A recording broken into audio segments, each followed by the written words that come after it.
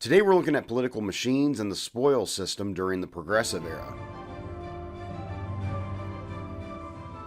Hello, welcome to the Daily Bellringer. Please don't forget to subscribe and take a look at the questions down in the description. Also, don't forget to check out dailybellringer.com where you'll find more resources that go with many of the Bellringer videos.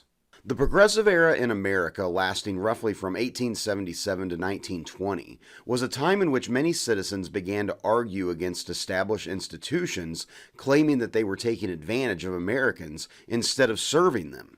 Many progressive leaders blamed big business and government for inequalities and unfair practices.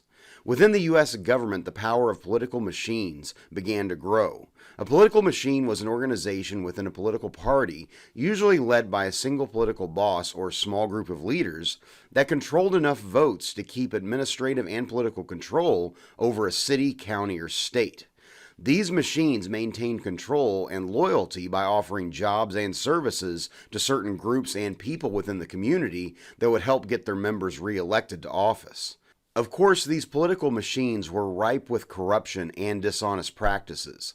Corrupt politicians, together with dishonest businessmen, padded each other's pockets, or in other words, helped each other become wealthy. It was basically an I'll scratch your back if you scratch mine policy within the machine. Large campaign contributions to political machines were made by businessmen hoping to get large government contracts or jobs in return. Machine officials would commonly accept bribes or payments from business owners and landlords to overlook poor working conditions or housing code violations. One common practice was for contractors doing work for the government to charge enormous amounts for jobs that then the government would pay, and the politician who arranged the job would get a kickback or percentage of the money paid to the contractor. For example, investigations of the construction of the New York County Courthouse, built in the late 1800s, found that there were more than $12 million in questionable work done. A plumber billed the county for $1.2 million, and the bill for cabinets was $2.8 million. Arguably the most well-known or infamous political machine was in the city of New York, known as Tammany Hall and led by William Tweed. Referred to as Boss Tweed, he led the Democratic Party in New York City during the 1860s and 1870s and would go on to collect millions of dollars in illegal payments. It is estimated Tweed himself collected close to $200 million in illegal funds. Famed political cartoonist Thomas Nast focused a lot of attention on Tweed and Tammany Hall. Eventually, Tweed was arrested and given a prison sentence. Progressive leaders fought and argued against the political machines, attempting to expose their corruption and illegal practices. Corruption within the government was not only at the state and local level, but also extended to the federal government. In the early 1870s, during the presidential term of Ulysses S. Grant, it was discovered that several members of Congress were accepting bribes from the Union Pacific Railroad. Then, in 1875, it was revealed that federal officials had been taking bribes from whiskey manufacturers so they didn't have to pay taxes. These scandals, combined with political machine activities, caused many Americans to question the trustworthiness of the government.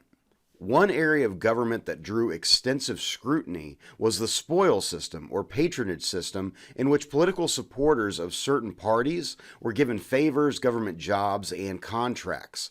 The spoil system stretched back to President Andrew Jackson, when he appointed several friends and supporters to key political positions despite them having no qualifications. After this, each time a new president took office, supporters would flood Washington, D.C., looking to receive federal positions or civil service jobs. Many of these supporters were appointed to jobs they were extremely unqualified for, or were given positions that allowed them to profit from illegal activities.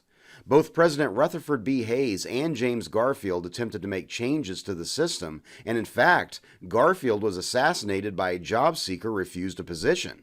When Chester A. Arthur assumed the presidency, changing the spoil system was a top priority. In 1883, the Pendleton Act was passed, which created a commission that would oversee the appointment of civil service positions. Candidates for federal jobs were required to take a test that demonstrated their qualifications and skills to receive certain jobs. The issue of corruption would be at the forefront of political debate throughout the late 1800s to the turn of the century. During this time, progressive leaders continued to fight against deceitful practices within the government and pushed for more transparency and honesty. So with that, hopefully you learned something, and thanks for watching.